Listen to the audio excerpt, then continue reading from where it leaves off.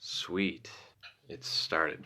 You never know with the old Facebook, Sometimes there's got to be a lot of back channel cyber warfare to let me go live. It's funny, but it's true. Okay. So here's kind of the updates that we're working with here so far. This statement has been delivered to John Tory's office, as well as at Old City Hall. I've met with the Crown Attorney at Old City Hall. They've read this statement. There are no charges pending at this time. So now I will read the statement.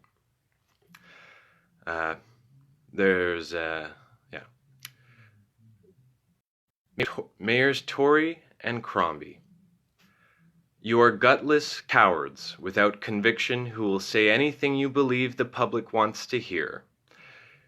You could have just as easily stood up for veterans by standing up for Don Cherry and clarifying what he was trying to say, instead of capitulating to a Twitter mob. If you were a stronger moral leader in this city, I would not have had to do this in order to make the political statement perfectly clear. I get that Doug Ford is basically illiterate, but what's your excuse for catching the reference to John McCrae's In Flanders Fields? For your information, the veterans and active duty personnel I have engaged with have given this action their blessing. You people are weak leaders and should resign. I once contacted your office in the past about a plan to tackle the rampant corruption in the Toronto police force, likely due to infiltration from Beijing. You were too cowardly to consider the problems then, which may likely be too compromised to continue leading the city today. To whom it may concern. Prime Minister Stephen Harper was correct when he insisted there was an identity crisis in Canada. While I personally was not fond of Mr. Harper or his government, divergent views and approaches to governing are a foundational element to the rich tapestry that creates our cultural mosaic. Good and factual observations can come from people from all political stripes and walks of life. In the Greater Toronto Area, we have a cultural identity problem. This problem has not a single thing to do with ethnicity, with mentality. Many Canadians in the GTA are forgetting what Remembrance Day is about. Part of the social contract in this country is the draft. Growing up and learning about the bravery and service embodied by Canadian soldiers throughout history, I felt a connection with them. Knowing that if I were alive then, I too would have been called to serve the nation and would have likely died. Serving in the Air Cadets, I learned how to march, polishing your boots, how to iron your tunic, standing at attention in a parade square for annual inspection, while an officer from the Air Force takes the time to shake the flight's hand. You stand there for an extended period of time, and you contemplate laying down your life for the country, and for the freedoms that sacrifice would be in the service. In a world of escalating tensions, we ought to be paying a little more respect in our city to the military and its previous and ongoing service. What Don Cherry said was not racist, hateful, or directed at immigrants. You people come here, or whatever it is, as in, whatever your damn excuse is for not buying and wearing a poppy. You love our milk, you love our honey, you love our way of life. As in you're standing on the soil they fought and died in honor of, enjoying the freedoms and the way of life they died in service to. We have gotten to a strange place in our society when a beloved sports broadcaster known for making fiery yet thoughtful rants, gets fired for encouraging the people in the GTA to celebrate and participate by reverencing a national day of remembrance of our fallen, and continue in the tradition of buying and wearing a poppy. People are free to refuse to buy poppies or free to wear them. But why isn't Don Cherry free to scold people for not buying them? The same way he scolds a player for a hit he doesn't like. Canada's immigrants are mostly an agreeable and affable bunch. It falls on the people who are from here to do better at observing our tradition before we encourage others to do so. Seeing municipal leadership capitulate out of fear of causing offense instead of clarifying Cherry's comments is what is disgusting. I think in many people's cases, it is simply just not something that's on people's radar of priorities. A greater collective somber reflection would help breed a stronger Canadian identity, one that is more in line with the country to which this region is the cultural leader of. An identity founded on the history of the sacrifices of our forces made and the understanding that we too may be called to make that sacrifice. This will build a stronger unity between the divergent peoples who live here that transcends race and even language. Understanding that one day we could be standing shoulder to shoulder, both old and new Canadians, in the service of our country if a major war were to break out. This is how we foster the type of society that embodies and is aligned with our values as Canadians. There is a small minority of people on the internet and in the media who carry far too much power and sway in the minds of our politicians. People that are cheering on the implementation of the antithesis to the Canadian identity, draconian speech policing, and a mass silencing of anything they deem objectionable. Why are we allowing this to happen? Are there even freedoms left to fight for in this country? This cancel culture has gotten out of hand, and I fear it is the beachhead for a cultural shift into an authoritarian communist state. This is not the future the men who fought and died in the battles inscribed on the monument died for. We have broken faith with their noble sacrifices, and we need to not acknowledge that in order to start correcting that as the people of the Greater Toronto Area. National monuments are the public commons and places that are fair targets in the cultural war. They are already tearing down statues of the Father of Confederation. How much longer before they decide the cenotaph is patriarchy and white supremacy? Nowadays, graffiti is fairly easily removed. It does not disrespect a war memorial to momentarily affix a line from a poem written by a man whose grave is honored along with many others as part of that stone. It honors their memory to make the comment.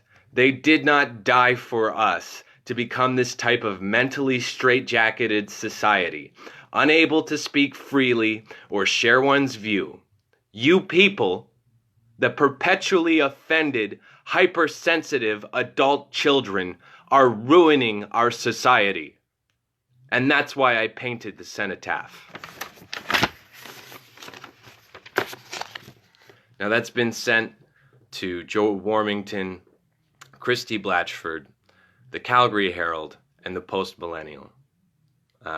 In fairness to the Calgary Herald, I didn't send this to them until this afternoon. But I had sent this statement to the National Post and the Post-Millennial and the Toronto Sun last night while I was in my introduction to Canada's legal systems class, where I'm studying a Bachelor of Paralegal Studies. So that's why I did what I did. That's how I feel about it. If anyone has any questions, I mean, I would say I think what I'm taking from the posts and the sons and even the post millennials refusal to make comment on this. I don't know. It seems like maybe their head's not in the game. I don't know. I don't know. We'll see though. I mean, maybe everybody will get on side, you know. Like there's a lot of bad plays going on. I feel like it would be great if we could have Don Cherry kind of like reffing some like very tough political conversations, because, you know, we have a problem in this country. And CSIS, I believe his name is James McFadden, the former head or current head. I don't really keep too much track of the agency. They have not earned my respect. Sorry, guys. It is what it is. We have been infiltrated by the Chinese government severely. And we have to start doing something about this. And, you know, as the people, we have to start collectively deciding, do we want to be a communist Chinese vassal state where no one can say anything? And Don Cherry gets fired from hockey and, you know, everything's all fucked up. Or do we want to be Canada? And I you know, me personally, I feel like we should be Canada. You know, I feel like, you know, I feel like the veterans died for Canada. You know, the Canada I'm talking about. I don't think the veterans died for the type of Canada where, you know, John Tory gets offended that somebody spray painted a line from In Flanders Fields on the Cenotaph, but is not offended that Don Cherry gets fired from hockey for encouraging people to wear a fucking poppy, right? Like, what the fuck's going on? And so maybe it's at this time, you know, politely ask our to the south to maybe like come up here and help us maintain law and order and a peaceful and civil, while we deal with these criminals that have infiltrated our government. Because these are, you know, to be a foreign agent, like I suspect Mr. Lee on the Toronto Police Services. How's it going? How your masters in Beijing handling you? Because I think it's very interesting how the Toronto police try and equate their uniform to the military uniform. That's not how it is, guys. And you should know that. Okay, you're janitors. Okay, janitors that clean up when somebody breaks the law, right? You're not people that put themselves in harm's way to actually make a statement. Now, you know, I've been tortured by the Toronto Police Service in this kind of ideological war against communism and their totalitarian state that they're kind of testing and trying to implement here. But this has been going on for 10 years between me and the Toronto Police Service. And these people are cowards. The way that Toronto police behave is absolutely reprehensible. You know, the unprofessional, nakedly corrupt bully thugs. No class, no professionalism, no dignity, no respect. To try and say that you have anything in common with the soldiers on that monument, fuck off, Lee. Okay? Go back to Beijing and take your communist-style social credit system with you. There's nothing racist about telling somebody that's working for a foreign power that's subverting and hurting our country to fuck off. People in this country need to wake up, because shit can get real quick. The whole purpose of engaging in the cultural war is to prevent the civil war from breaking out, okay? And believe me, it's actually kind of close. And I'm not in charge of any of that shit. That's what I want you people to understand most of all. I just observe the pieces that are moving around me. And, you know, as civil society, we have to operate within a framework of reason in order to maintain this balance where we can have peace, order, and our freedoms. And shit's getting out of hand right now.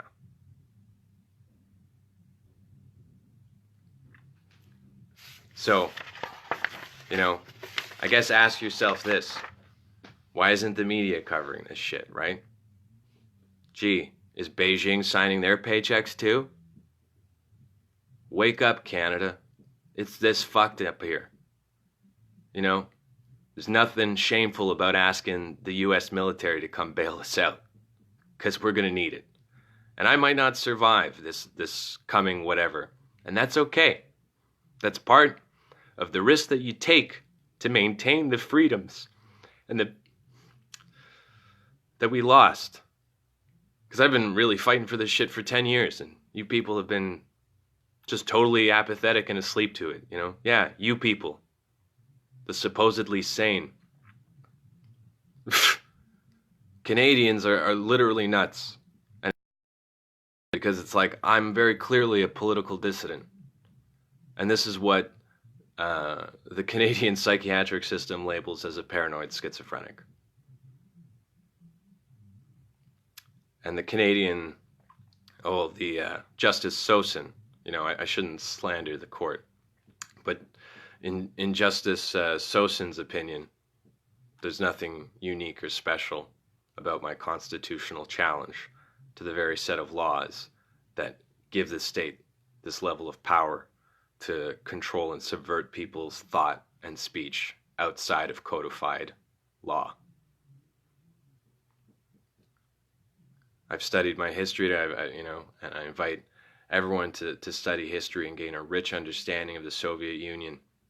Because the thing is, up here in Canada, since Trudeau's first, Trudeau the One, we have not been America's little brother. We have been the Soviet Union's autistic gay cousin.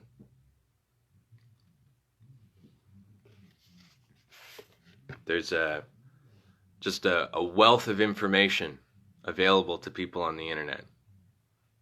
You have to ask yourself, why are you looking at things that are only cat videos or pornography or, just innocuous bullshit that just makes you feel good?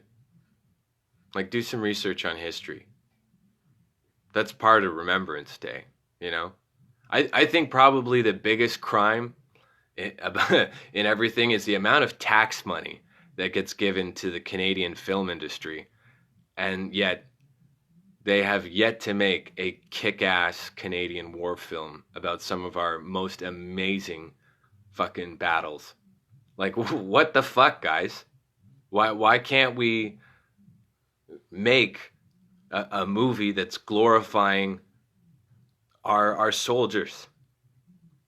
Like, it makes me very angry to the point where I like kind of break a little bit, because it's just like, you ungrateful sons of bitches. That's what it is. You ungrateful sons of bitches. You don't deserve half this fucking freedom to be a fucking asleep moron. Let me tell you something. The relationship between the military population and the civilian population, it's a complex thing. And I'm not claiming anything. I'm just aware. And you can be aware too.